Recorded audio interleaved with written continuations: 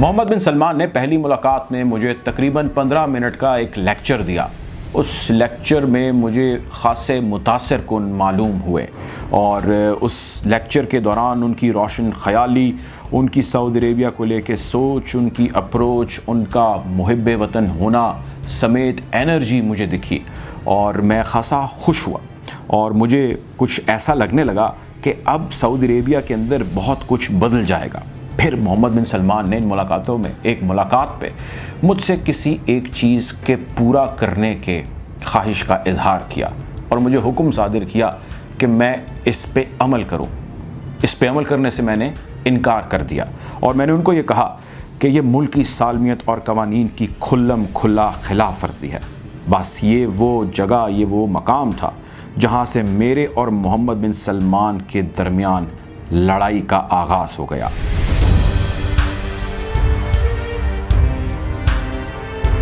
मैं हूँ Saudi intelligence का दूसरा अहम तरीन शख्स।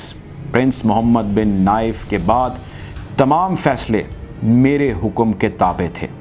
मैं सऊदी इंटेलिजेंस का चीफ़ हूँ। मेरा नाम है डॉक्टर साद अल जबरी। गुफ्तगू का बाकायदा आगाज़ करते हैं।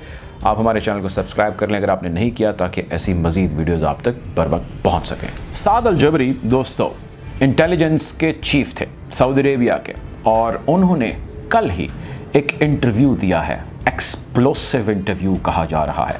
इस इंटरव्यू की बहुत सारी जो है एंगल्स हैं जिसको उन्होंने कवर किया, जिसके हवाले से उन्होंने बातचीत की है, लेकिन the most important things of this interview आपके साथ शेयर करता हूँ।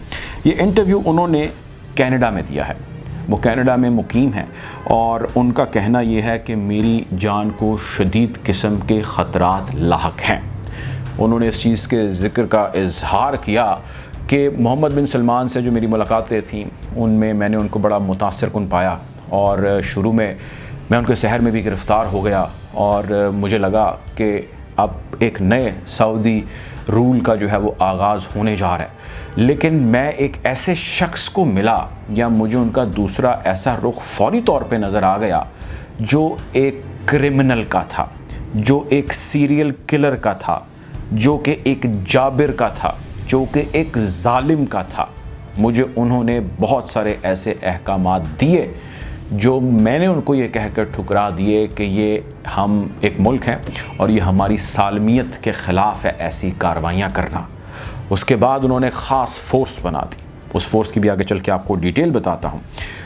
खैर, डॉक्टर साद अल जबरी अपने इंटरव्यू में कहते हैं कि एक मरतबा मैंने मोहम्मद बिन सलमान से पूछा कि आप जो ये सारे काम मुझे करने को कह रहे हैं, आप चाहते क्या हैं? आप क्या चीज़ है जिसको हासिल करना चाहते हैं? तो उस पे मोहम्मद बिन सलमान ने मुझे कहा कि कभी सिकंदर आज़म का नाम सुना है? अलेक्जेंडर द ग्रेट का नाम सुना है? तो बस ये वो वक्त था जब मैं समझ गया कि मोहम्मद बिन सलमान का हदफ सऊदी अरब नहीं, पूरी दुनिया है। वो पूरी दुनिया पर रूल करना चाहता है। ये उसकी सोच है। वो सही है या गलत है, ये उसकी सोच है और इस पे काम करने का उसका अपना अंदाज़ है। मोहम्मद बिन सलमान के हवाले से उन्होंने एक और रिवॉल्यूशन किया और वो ये था कि Mohammed bin Salman king of Saudi Arabia को मारना चाहते हैं। किंग ऑफ सऊदी अरेबिया जो कि उनके अपने वालिद हैं। मोहम्मद बिन सलमान के बारे में इनका कहना यह है कि ये एक ज़हनी मरीज़ है, ये ज़हनी तौर पे एक माजूर शख्स है, ये एक सीरियल किलर है और ये एक जालिम शख्स है और ये इन तमाम सलाहियतों के साथ एक बहुत बड़ी इस्लामी रियासत की बाग दौड़ संभाले हुए है। बददमाग है, बदलिहाज है, बद किरदार है। मोहम्मद बिन सलमान के पास उन्होंने कहा कि बहुत सारे वसाइल हैं और ऐसे वसाइल हैं जिसका अंदाज़ा अभी बहुत सारी दुनिया को नहीं है।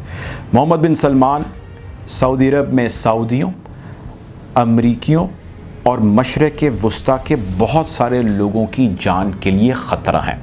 उसकी प्लानिंग और उसकी पॉलिसी बहुत जल्द आश्कार हो जाएगी। मोहम्मद बिन सलमान के बारे में इस शख्स ने यह भी कहा जो कि चीफ़ था सिक्योरिटी का, इंटेलिजेंस का चीफ़ था वहाँ पे, उसने कहा कि मोहम्मद बिन सलमान ने अपने मकासद को अचीव करने के लिए पहले तो इंटेलिजेंस एजेंसी जिसका मैं चीफ़ था हमसे दरख्वास्त की, मैंने उसको रिजेक्ट किया, मसला शुरू हो गया। उसने उसके बाद एक अपना स्क्वाड बना लिया और उसका नाम उसने रखा टाइगर स्क्वाड। टाइगर स्क्वाड हुकूमत सऊदिया का भर्ती किया हुआ एक स्क्वाड है, वहाँ से उसको पैसे जाते हैं और वो इस हद तक पुरतैश ज़िंदगी गुजारता है उसका हर एक एक जवान कि आप तसव्वुर नहीं कर सकते। और टाइगर स्क्वाड का सिर्फ एक काम है कि वो सिर्फ उन अहकामात को बजा लाता है जो मोहम्मद बिन सलमान उसको देता है। इसके अलावा वो स्टेट का कोई भी हुक्म नहीं मानता, just one order and that is by Mohammed bin Salman. Tiger squad को हुक्म दिया मोहम्मद बिन सलमान ने कि मुझे यानी कि डॉक्टर सादल जबरी को कनाडा में जाके कत्ल करो, और मेरे पास इसकी टिप आ गई।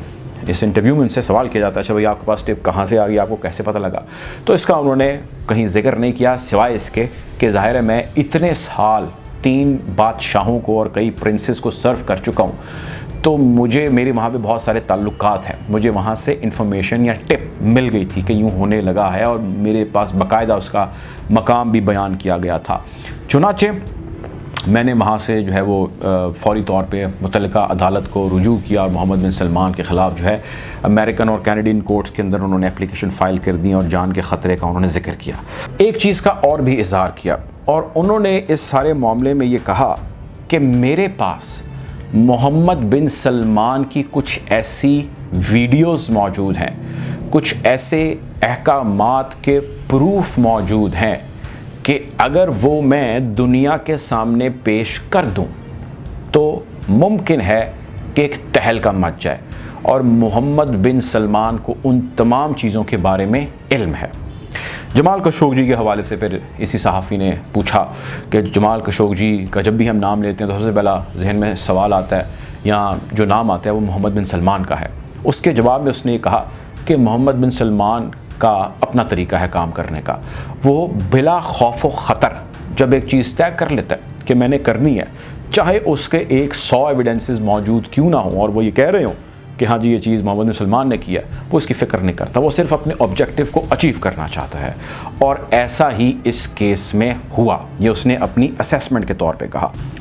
बहरहाल इस शख्स के हवाले से और ये जिसकी मिनिस्ट्री में था, इनके ऊपर करप्शन के एलिगेशंस भी लगाए गए हुकूमत की जानिब से और कहा गया कि ये पैसे को लूट के मनी लॉन्डर करके सऊदी अरेबिया से बाहर जाके बैठ गया है और इसके ऊपर उन्होंने सऊदी अरेबिया में केसेस चला दिए। इसका एक बेटा और इसकी एक बेटी, बेटे की उम्र तकरीबन 21 साल है, बेटी गालिबन 20 साल के करीब है, उनको भी पकड़ लिया है, उनको भी कैद में डाला हुआ है। और उसका जो दामाद है, उसकी बेटी का शौहर है, उसको भी पकड़ लिया और उसको किसी तीसरे मुल्क से जाके तीसरी कुव्वत के ज़रिए वापस लेके आए और उसको भी बकौल इस शख्स के ज़दोकोब किया और उसको जेल में डाला और उनके ऊपर केसेस बनाए हुए हैं कि आप लोग एंटायर फैमिली करप्शन करके यहाँ से भाग चुके हैं। और साथ ही साथ इस शख्स ने यह भी कहा कि अगर मेरी फैमिली को रिलीज़ ना किया गया, क्योंकि चाहता ये है कि ये मैं किसी तरह वापस सऊदी अरेबिया चला जाऊँ और ये मुझे पाबंद सलासल कर दें या मेरे ख़िलाफ़ जो भी इसने फ़ैसला करना या एक्शन लेना वो ले लें, तो मैं ऐसा करूँगा नहीं, मैं अपनी फैमिली को रिलीज़ कराऊँगा। अगर ये नहीं कराएगा तो आप बहुत जल्द सऊदी मंजरनामे के हवाले से पूरी दुनिया देखेगी मैं कुछ ऐसे राज लेके आने लगा हूँ। माजी में अक्सर ऐसे वाक़यात होते हैं या हम अक्सर देखते हैं कि जो लोग अपने ओहदों से रिटायर हो जाते हैं या जो लोग अपना ओहदा छोड़ देते हैं वो इस किस्म के कुछ गिले शिकवे करते हैं और सामने आ जाते हैं। लेकिन 60 मिनट जैसे प्रोग्राम और इतने बड़े नेटवर्क पे इतनी अहम और बड़ी शख्सियत जिसने 3 बादशाहों और 5 प्रिंसेस को सर्व किया है, उसका पहला आज तक फॉर्मल इंटरव्यू आए, वो यकीनी तौर पे कहीं ना कहीं कुछ ना कुछ दान में ज़रूर काला है। बहरहाल हम कोशिश करेंगे खित्ते की बदलती हुई सूरत हाल के हवाले से आपको अपडेट रखें। अपना ख्याल रखें, दुआ में याद रखें। अल्लाह हाफ़िज़।